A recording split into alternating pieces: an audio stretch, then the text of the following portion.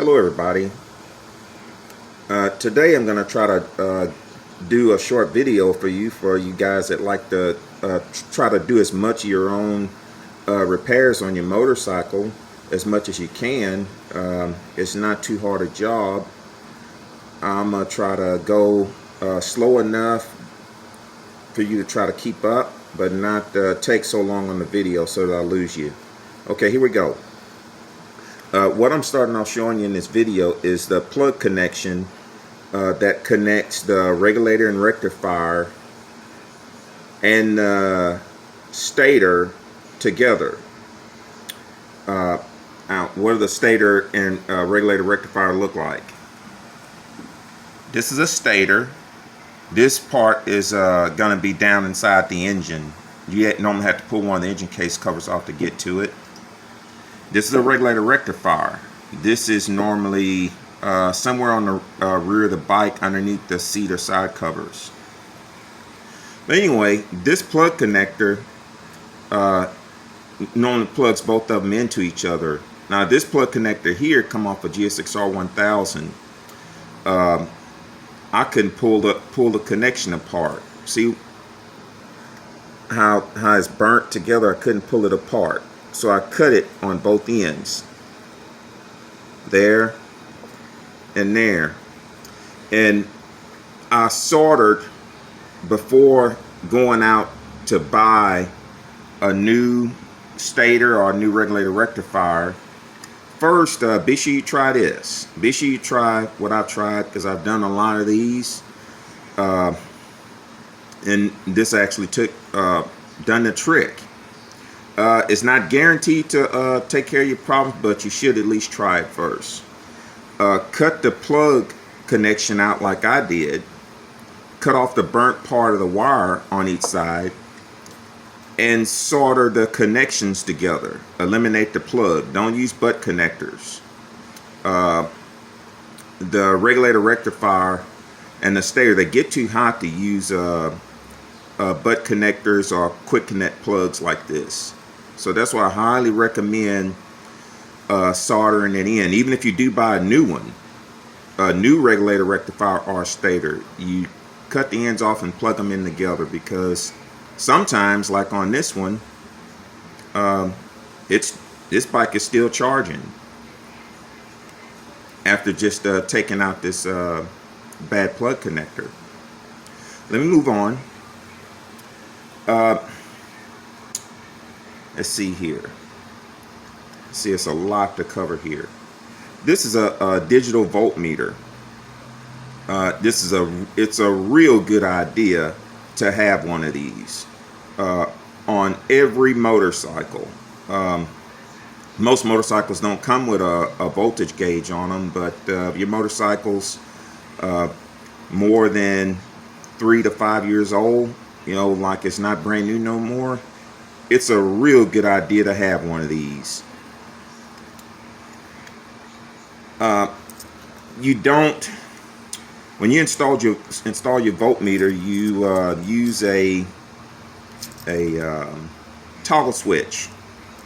You mount it on a toggle, put your 5 amp fuse on there. Don't wire it straight into your wiring harness. You want to wire your voltmeter on a toggle directly to the battery.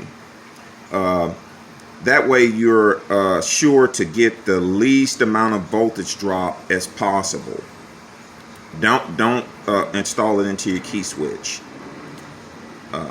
Directly to the battery, like I said. And the reason for doing that is you can cut your toggle switch on to check what's the state of the battery before you turn the key on. It's a lot that happens using this, using a digital voltmeter. Turning your key on, turning your toggle switch on before you turn the key on. You can check. Sometimes you can usually check the life of the battery, check to see how good your battery is.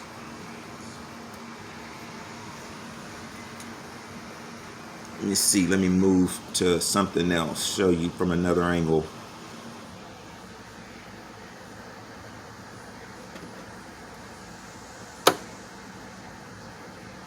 Okay, what it looks like installed.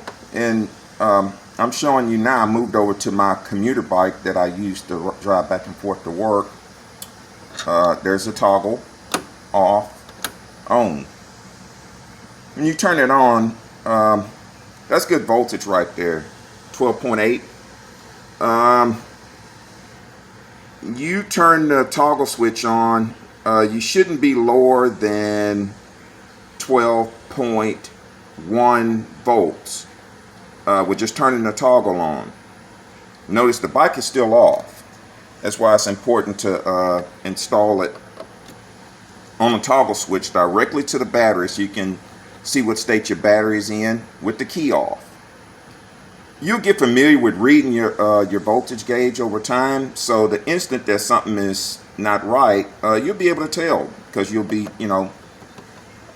used to the number that it reads across.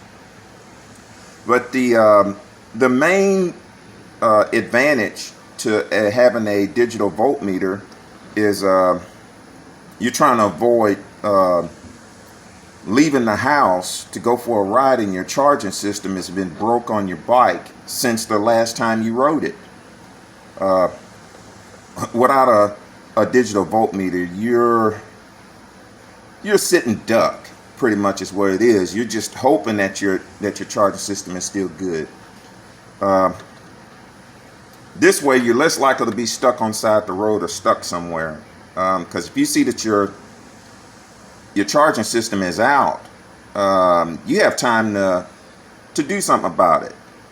Let me see if I can turn this thing on.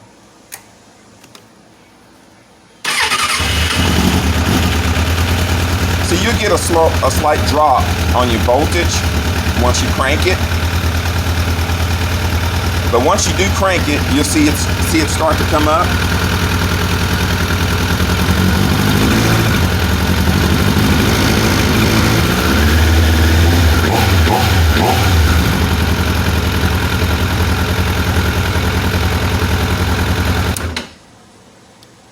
Turn the key back off and see the voltage come back down. Now, a real important note, charging voltage range on every vehicle that has that runs off of a 12-volt system. The charging range is from 13.0 volts to 15.0 volts. That's charging. Anything outside of that range, you're gonna there's something wrong with it. And it'll still operate. It'll still operate and you can still ride, but you do need to know that charging is 13.0 to 15.0 volts. You can see mine's went up to 14.3, 14.5. You can go a tad bit over 15, like 15.1, 15.2, but you will slowly start to have problems like burning up wire connections. Won't blow a fuse, but burn up wire connections, blowing out bulbs, burning up batteries. And it happens slow enough to where it's not really a problem other than needing to replace bulbs from it overcharging. Under 13.0. Now, you pull up to a stoplight and sit there, more than likely your fan is likely to cut on.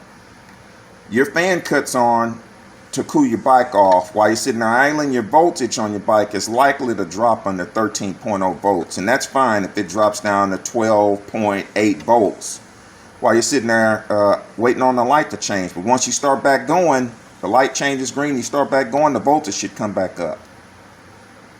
So that's going to be fine. The only time it's fine to run under 13.0 volts is if your fan is on.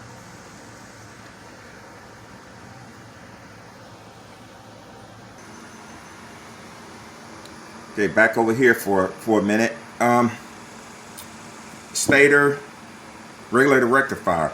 Now, if your stator or your regulator rectifier turns out to be bad, make sure you don't go on eBay and buy the cheapest stator or regulator rectifier that you can find, don't go on there and buy one of those $25 setups that comes with both of them and the gaskets and everything for about 25 bucks.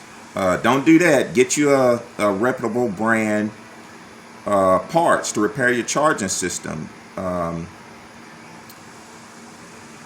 Electrosport is a good brand, but there are other brands that out there that are real good. I won't call out the name of some of the bad ones like I can, but I won't do that to them. But don't go as cheap as possible as you can on these parts when you replace them.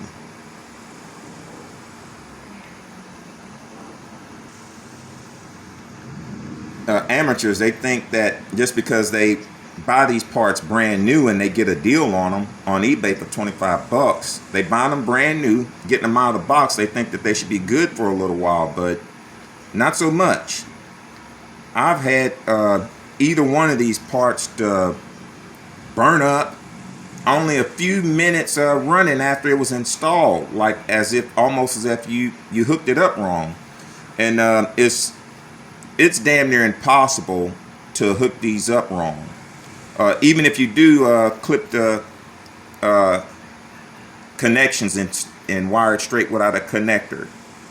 Most stators normally come with 3 wires. The 3 wires, it doesn't matter which one you put where, in what series. It doesn't matter on those. Plugging them into the regulator rectifier. Most regulator rectifiers have 3 wires. They're usually all the same color. It doesn't matter which one you put hook where.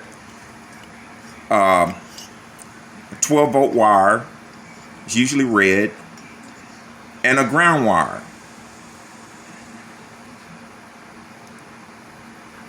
Your red wire, your red positive wire, or whatever color it is, normally eventually goes straight to the battery. Your ground wire is a good ground anywhere on the frame.